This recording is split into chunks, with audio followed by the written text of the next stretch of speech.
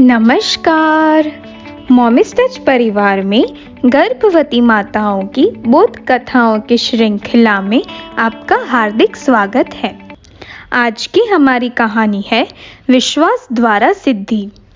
यह एक समय की बात है जब नदी के किनारे एक सन्यासी रहते थे। लगभग 30 से ज्यादा वर्षों से वह सन्यासी वहां रहकर पानी पर चलने की साधना कर रहे थे।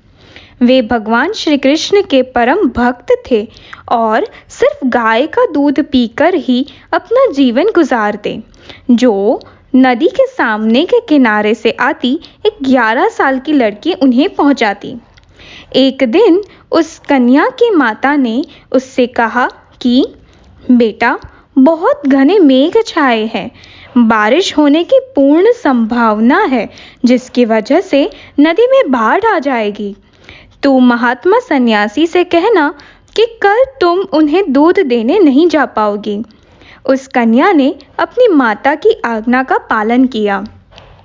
उसकी बात सुनकर सन्यासी ने कहा, तुम बाढ़ की चिंता मत करो, मैं तुम्हें एक मंत्र सिखाता हूँ जिससे तुम पानी पर चल पाओगी। अपनी आंखें बंद कर एकाग्रता से कृष्णा कृष्णा कृष्णा ऐसा बोलना, जिससे तुम सरलता से पानी पर चल पाओगी। जैसा कि अपेक्षित था, दूसरे दिन तूफान के साथ मेघ वर्षा हुई और नदी में बाढ़ आ गई। वह कन्या निर्भीक बनकर सन्यासी को दूध देने जाने के लिए तैयार हुई। जब उसकी माता ने उसे जाने से रोका, तब उसने अपनी माता को समझाते हुए कहा कि उस महात्मा सन्यासी ने उसे पानी पर चलने का मंत्र सिखाया है। उसकी बात सुनकर उसकी माता ने उसे जाने की अनुमति दे दी। वह लड़की नदी के पास पहुंची, अपनी आंखें बंद की और मंत्र उच्चारण करते हुए सरलता से पानी पर चल सामने किनारे पहुंच गई। यह देखकर सन्यासी आश्चर्यचकित हो गए।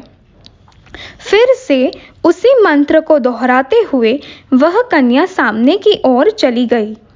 यह सब देखकर सन्यासी ने सोचा कि यह कितना अद्भुत है। मैंने उस कन्या को पानी पर चलना सिखाया। मेरे पास कितनी शक्तियां हैं। अब मैं स्वयं प्रयत्न करूंगा। वह सन्यासी अति आत्मविश्वास के साथ छलोछल पानी से भरी नदी में चलने गए और डूब गए।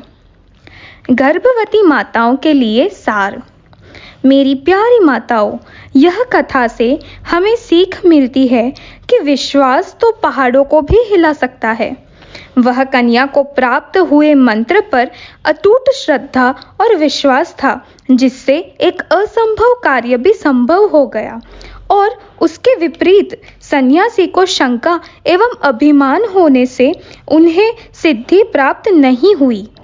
बड़े बड़े वैज्ञानिक भी असंभव को अपने विश्वास और श्रम से संभव करते हैं।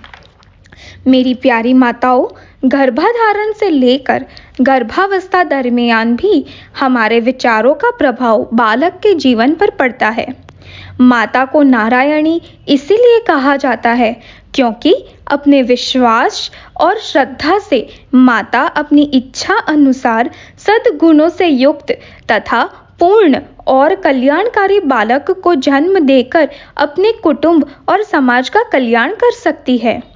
कहा जाता है कि यत् भावम तद् भवति, अर्थात हम जो सोचते हैं, जिसकी कल्पना करते हैं, वह हमें अवश्य प्राप्त होता है यदि हमें पूर्ण विश्वास और श्रद्धा हो तो।